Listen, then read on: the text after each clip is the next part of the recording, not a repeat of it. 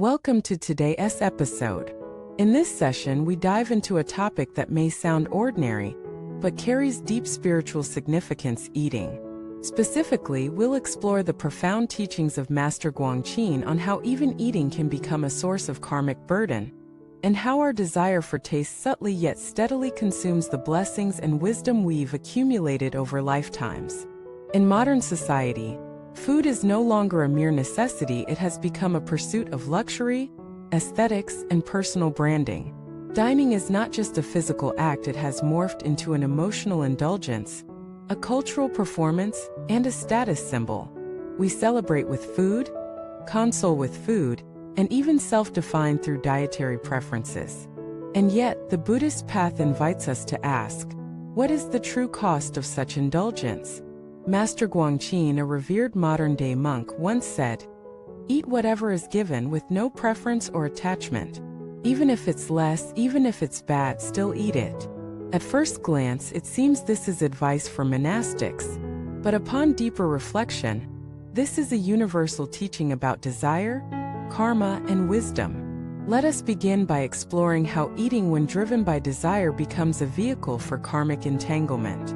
The hidden karma of everyday meals. You may ask, how can something as essential and innocent as eating bring karma? In Buddhist philosophy, every act driven by craving or aversion plants seeds of karma. Eating becomes karmic when it is not simply for nourishment, but is clouded by cravings for taste, variety, prestige, or identity. When we obsess over delicacies, demand ever better flavors, or complain when food doesn't meet our expectations, we are feeding greed, not just the body. Master Guangqin pointedly warned, the world is not meant for us to indulge. However much we take from others, we must one day repay. This is the law of cause and effect in its purest form. Even something as mundane as choosing the most appetizing dish over what is needed to sustain the body can become a karmic transaction, where we're borrowing from our future blessings to indulge in fleeting pleasure now. Cravings consume blessings. The concept of eating away one's blessings may sound mystical, but it is incredibly logical within the Buddhist framework. Just as we have a bank of good karma and blessings, we also have a debit system through which these blessings are expended. Each indulgent craving, when acted upon without mindfulness, withdraws from this karmic reserve. Think of someone who spends their youth reveling in luxury 5-star cuisine, exotic wines, expensive delicacies. They may seem successful, even enviable. Yet, in the long run, health deteriorates, clarity of mind fades, and often they end up lonely or in debt, both financially and spiritually. One elder once confessed, "I spent all my blessings on eating. Now I can barely afford rice."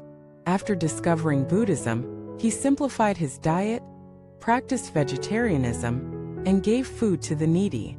He found not only physical health returning, but also mental peace and spiritual insight.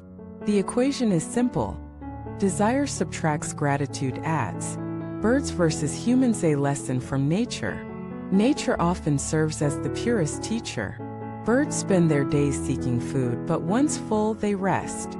Humans, however, do not stop after satiety.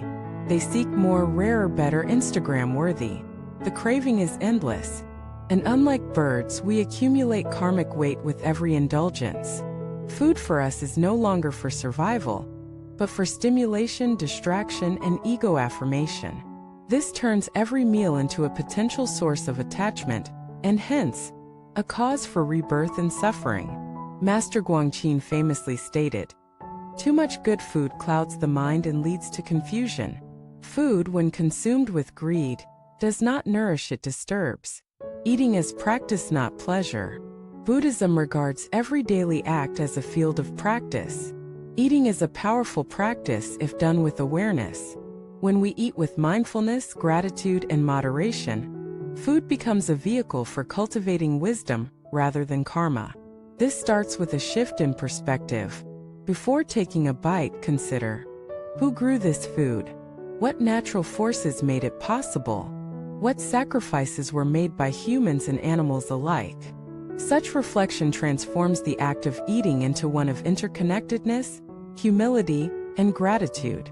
The meal ceases to be a tool of desire and becomes a sacred offering received, not seized. Master Guangqin emphasized, wear rough clothes, eat simple food, and leave behind flavor, touch, form, and opinion. This is not asceticism, it is freedom. When food is received as a necessity rather than an entitlement, we free ourselves from its chains. The myth of good and bad food.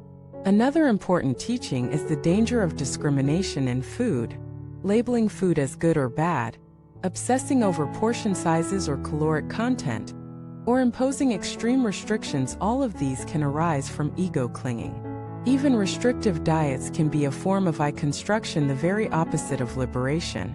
Master Guangqin warned against extreme practices like starvation, pointing out, if you stop eating out of pride, anger will rise and you can't cultivate.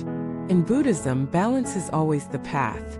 The middle way does not deny the body but nourishes it without attachment. Eat to live, not live to eat. Real life lessons, two contrasting stories. Let us reflect on two real individuals. The indulgent businessman, he spent youth chasing the finest cuisines around the world.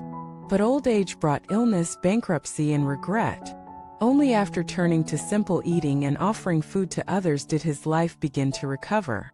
The humble elder, she lived her life with gratitude for every meal, never complaining about quality. Her health remained excellent, and her family harmonious. In old age, she became a beacon of wisdom in her community. These aren't just anecdotes, they're mirrors for us all. Are we consuming life or being consumed by it?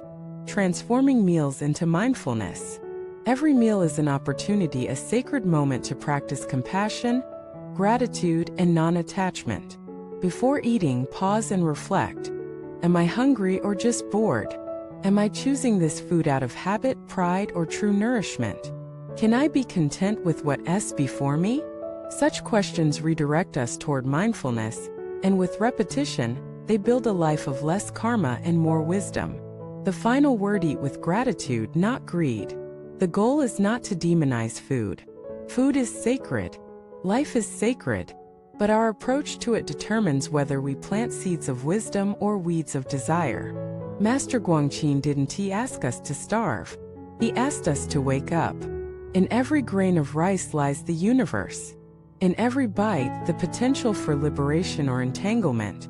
The next time you raise a spoon or chopsticks, remember what you consume is not just food, it is karma. It is energy, it is intention. Choose wisely. Thank you for watching this video. May every meal you eat be a step closer to freedom, and may your blessings and wisdom only grow. We'll see you next time.